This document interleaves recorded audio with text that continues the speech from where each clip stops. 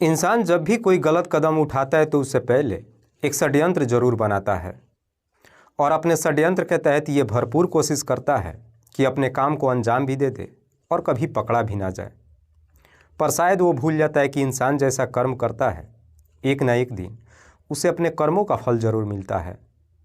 आज की भी कहानी में सेम कुछ ऐसी होता है, जिसकी वजह से ना सिर्फ एक व्यक्ति हमेशा के लिए इस दुनिया को छोड़ के चला जाता है, बल्कि उसके बाद कई लोगों की ज़िंदगियां भी बर्बाद हो जाती है। नमस्कार, आदाब, मैं हसमुद्दीन और आप देख रहे हैं सफ़र क्राइम तक। आज की जो सच्ची घटना मैं आपको सुनाने वाला हूं, ये घटना है उत्तर प्रदेश की। उत्तर प्रदेश का एक ज़िला पड़ता है कानपुर और इसी कानपुर का एक थाना पड़ता है नौबस्ता। नौबस्ता थाने के अंतर्गत एक इलाका आता है गला मंडी और इसी गला मंडी इलाके का रहने वाला रविकांत पांडे। रविकांत जिसकी उम्र है लगभग 35 साल के आसपास।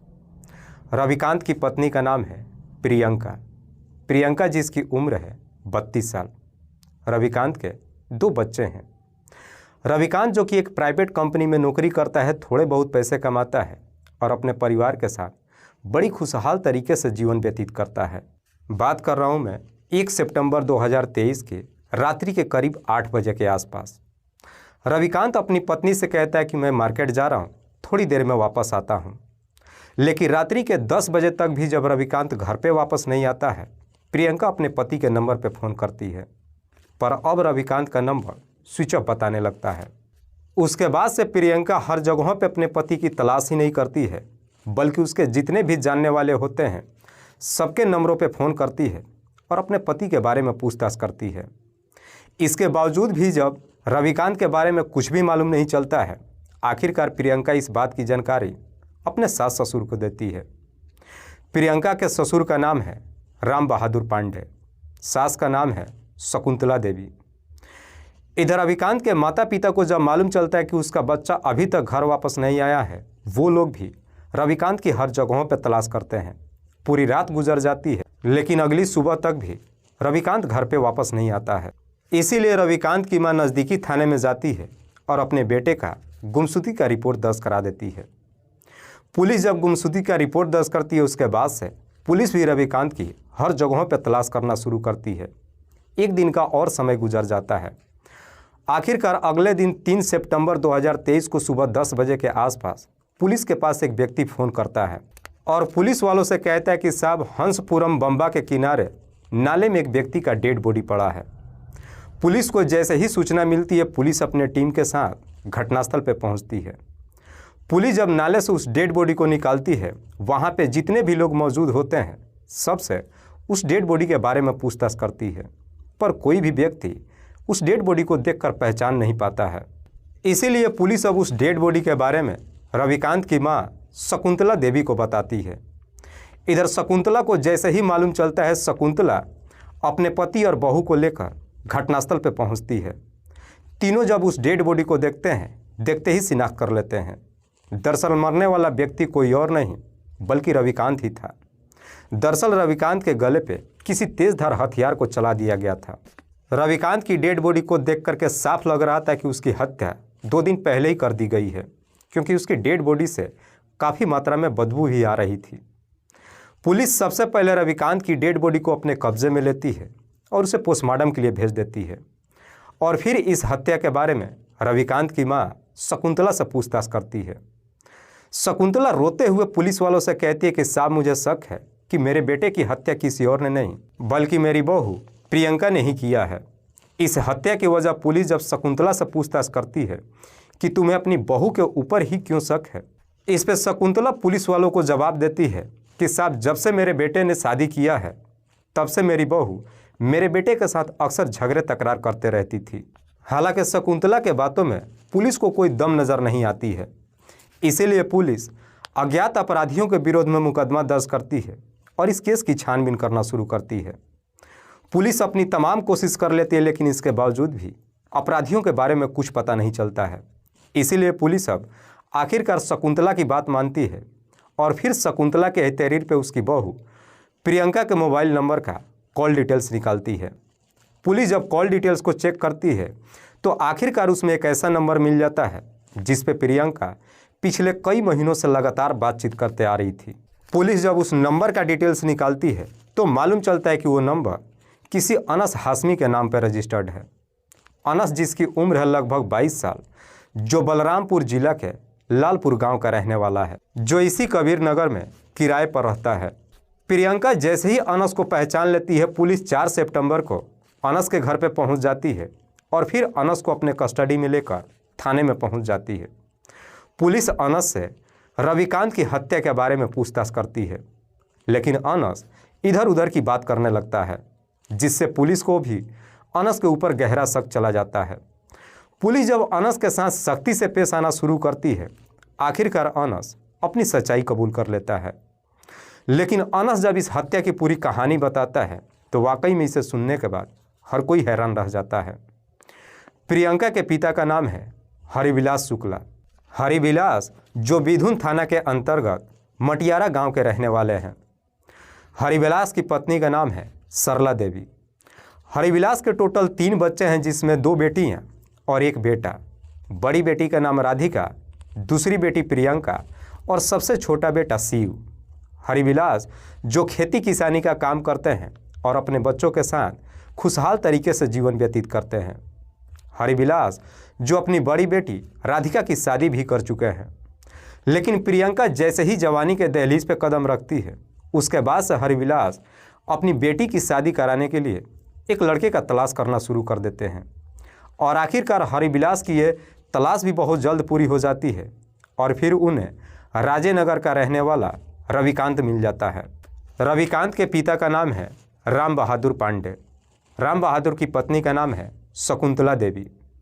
राम बहादुर के भी टोटल 3 बच्चे हैं, जिसमें 2 बेटा और 1 छोटी बेटी। बड़ा बेटा रविकांत, दूसरा बेटा अनूप और सबसे छोटी बेटी सीमा। हरिविलास को जैसे ही रविकांत पसंद आ जाता है, अपनी बेटी की शादी साल 2016 में कर देते हैं। रविकांत जब प्रियंका से शादी कर अपने घर लेकर आता है, खूबसूरत पत्नी पाकर बेहद ही खुश होता है। रविकांत जो अपने ही इलाके के एक प्राइवेट कंपनी में नौकरी करता है, थोड़े बहुत पैसे कमाता है। समय बेहतर तरीके से गुजरने लगता है। जैसे ही 1 साल का समय गुजरता है, रविकांत का एक बेटा भी हो जाता है। लेकिन बच्चा जैसे ही घर में आ जाता है, इसको लेकर के प्रियंका परेशान रहने लगती है, क्योंकि रविकांत जो भी पैसा कमाता है, सारा पैसा अपने माँ के हाथों में देता है, जो प्रियंका को बिल्कुल पसंद नहीं आता है। प्रियंका अपने पति को काफ़ी समझाती है कि अब कुछ पैसे बचाया करो, क्योंकि हमारे घर में एक बच्चा आ गया है, हमें उसके भी भविष्य के बारे में सोचना है। लेकिन रविकांत अपनी पत्नी की एक बात नहीं सुनता है। दरअसल रविकांत और प्रियंका के बीच उम्र में भी काफ़ी फासला होता है। प्रियंका अपने पति को पाकर खुश भी नहीं होती है। छोटी मोटी बातों को लेकर अक्सर पति पत्नी के बीच झगड़े तकरार शुरू हो जाता है। दरअसल प्रियंका अपने सास ससुर के साथ रहना ही नहीं चाहती है, इसीलिए अपने पति के ऊपर दबाव डालने लगती है। जब अपने पति से झगड़े तकरार करना शुरू कर देती है, आखिरकार रविकांत अपनी पत्नी से परेशान हो जाता है और मजबूर होकर एक दिन फैसला लेता है और फिर अपनी पत्नी को लेकर अपने माता पिता से अलग हो जाता है और फिर राजेनगर छोड़कर इसी गला मंडी में एक किराए का कमरा लेकर रहने लगता है और फिर वहीं से अपनी नौकरी करने लगता है। रविकांत जिस कंपनी में नौकरी करता है, उसी कंपनी में काम करने वाला अनस हाशमी। अनस जिसकी उम्र है लगभग 22 साल के आसपास। दरअसल अनस और रविकांत के बीच में गहरी दोस्ती होती है। दोनों एक साथ बैठ कर के अक्सर शराब भी पीते हैं। एक दिन रविकांत जब अपनी कंपनी में नहीं जाता है, अनस उसके बारे में पता लगाने के लिए रविकांत के घर पे पहुंच जाता है। लेकिन अनस जब पहली बार रविकांत के घर पे पहुंचता है और उसकी पत्नी को जब देखता है, तो प्रियंका की खूबसूरती देख उसके तरफ देखते ही रह जाता है। दरअसल अनस को अपनी आंखों पर यकीन ही नहीं होता है कि रविकांत की पत्नी इतनी खूबसूरत है।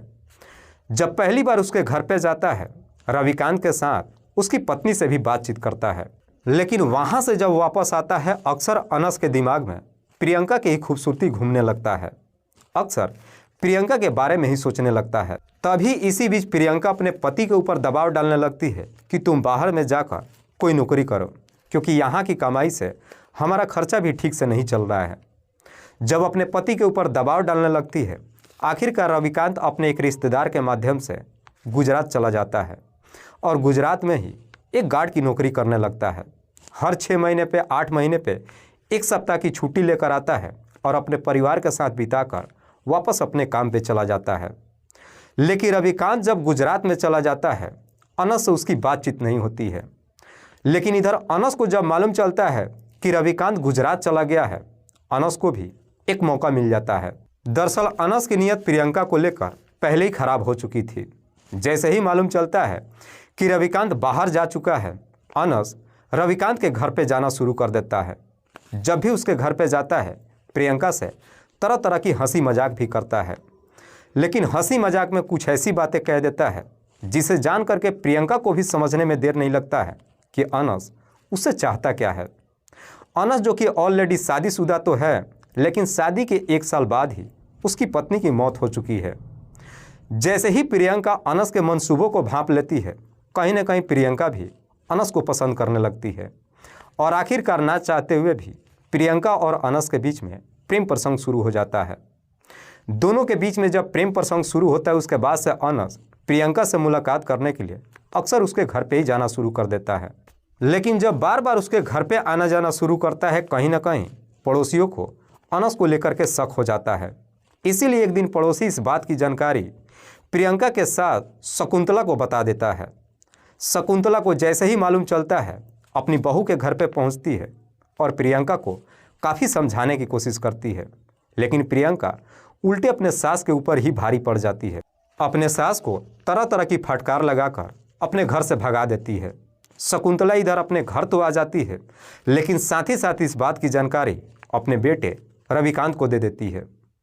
इधर रविकांत को जैसे ही मालूम चलता है कि अनस उसके घर पे आना जाना शुरू कर दिया है, रविकांत को भी अपनी पत्नी को लेकर शक हो जाता है। इसीलिए रविकांत कुछ दिन की छुट्टी लेकर अपने घर पे पहुंच जाता है। रविकांत जब अनस के बारे में प्रियंका से पूछताछ करता है, प्रियंका भी अपने पति के ऊपर भड़क जाती है।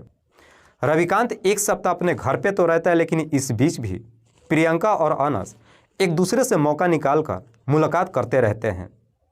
एक दिन दोपहर के वक्त ही रविकांत अपने घर पे पहुंच जाता है और उसी समय प्रियंका और अनस को अपने ही घर में आपत्तिजनक स्थिति में देख लेता है।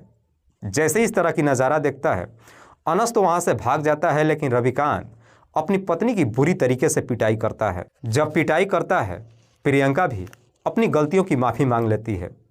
लेकिन जैसे ही 3 दिन का समय गुजरता है, रविकांत फिर से वापस अपनी नौकरी पे चला जाता है। इधर रविकांत वापस अपनी नौकरी पे तो चला जाता है, लेकिन इसके बावजूद भी प्रियंका अनस से मुलाकात करना बंद नहीं करती है। लेकिन जैसे ही रविकांत फिर से गुजरात शहर में जाता है, रविकांत को लगता है कि उसकी पत्नी सुधरने वाली नहीं है। इसीलिए अगस्त 2023 में अपनी पत्नी के नंबर पर फ़ोन करता है और कहता है कि मैंने नौकरी छोड़ दिया है और मैं हमेशा के लिए गांव आ रहा हूं। जैसे ही गांव आने की बात कहता है, ये सुन करके प्रियंका एकदम से परेशान हो जाती है। दरअसल प्रियंका को अब लगने लगता है कि जब उसका पति घर पे आ जाएगा, वो चाहकर भी अनस से मुलाकात नहीं कर पाएगी। इसीलिए प्रियंका अब अनस के पास फ़ोन करती है और कहती है, कोई ऐसा रास्ता निकालो कि हम दोनों की मुलाकात करने में कोई परेशानी ना हो। प्रियंका जैसी इस तरह की बातें अनस से कहती है, तो अनस प्रियंका को समझाते हुए कहता है कि हमारे पास मात्र एक ही रास्ता है, तुम्हारे पति को हमेशा के लिए इस दुनिया से हटा देते हैं। रविकांत को जब इस दुनिया से हटाने की बात कहता है, प्रियंका भी अनस का साथ देने के लिए तैयार हो जाती है। आखिरकार अगस्त 2023 में रविकांत हमेशा के लिए अपने घर पे पहुंच जाता है। इधर रविकांत जब अपने घर पे पहुंच जाता है, एक दिन अनस रविकांत से मुलाकात करने के लिए फिर से उसके घर पे जाता है और अपने नाटकीय अंदाज में रविकांत से कहता है कि मुझसे जो भी गलती हुई है बस एक बार माफ़ कर दो, क्योंकि तुम्हारी पत्नी के चलते मैं नहीं चाहता हूँ कि हम दोनों का दोस्ती खराब हो जाए। अनस जब कसम खा करके अपनी गलतियों की माफ़ी मांगता है, आखिरकार रविकांत भी अनस को माफ़ कर देता है और फिर पहले जैसे ही दोनों एक साथ बैठ करके शराब पीने लगते हैं। जैसे ही इधर रविकांत अनस पे भरोसा कर लेता है, अब अनस अपने काम को अंजाम देने के लिए एक तारीख तय करता है। 1 सितंबर 2023 को शाम के करीब 8 बजे के आसपास रविकांत को मार्केट में बुलाता है। रविकांत जब मार्केट में जाता है, अनस शराब के ठेके पे जाकर शराब की बोतलें खरीदता है और फिर दोनों एक साथ शराब पीने के लिए अनस रविकांत को लेकर के इसी हंसपुरम बम्बा किनारे लेकर जाता है और फिर वहीं पे दोनों बैठकर शराब पीने लगते हैं। जैसे ही दोनों बैठ करके शराब पीना शुरू करते हैं, प्रियंका को लेकर के दोनों के बीच में झगड़े तकरार शुरू हो जाता है। जैसे ही दोनों के बीच में झगड़े तकरार शुरू होता है, अनस अपने पास से एक तेज धार हथियार निकालता है और रविकांत के गले पे काफ़ी जोर से वार कर देता है, जिसकी वजह से रविकांत की घटनास्थल पे ही मौत हो जाती है। उसके बाद से अनस रविकांत की डेड बॉडी को लेकर नाले में फेंक देता है। साथ ही साथ प्रियंका के नंबर पे फ़ोन करता है और कहता है कि काम हो चुका है। उसके बाद से उसी रात को प्रियंका के घर पे भी जाता है और पूरी रात प्रियंका के साथ ही बिताता है और अगले दिन अपने घर पे चला जाता है। वाकई में अनस जब ये पूरी कहानी पुलिस वालों को बताता है, पुलिस अनस के ही तहरीर पे प्रियंका को भी अपने कस्टडी में लेकर आती है। फिलहाल पुलिस ने इन दोनों आरोपियों को अपने कस्टडी में लेकर इन दोनों पे गंभीर धाराओं में मुकदमा दर्ज करके जेल भेज दिया है। दोस्तों, इस पूरी घटना के बारे में आप क्या सोचते हैं? आप अपनी राय हमें कमेंट बॉक्स में ज़रूर दीजिएगा। तब तक के लिए जय हिंद, जय भारत।